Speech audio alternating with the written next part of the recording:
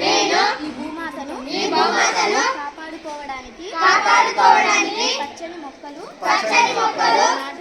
నాటుతాను వాటిని సంరక్షిస్తాను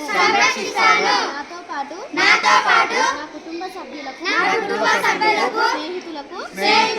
సమాజంలోని ప్రతి ఒక్కరిలో హరిత చైతన్యాన్ని కలిగిస్తాను నేను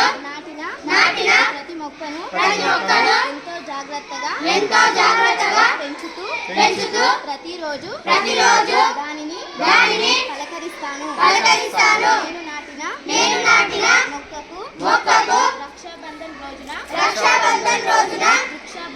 వృక్షాబంధన్ కార్యక్రమం నిర్వహిస్తాను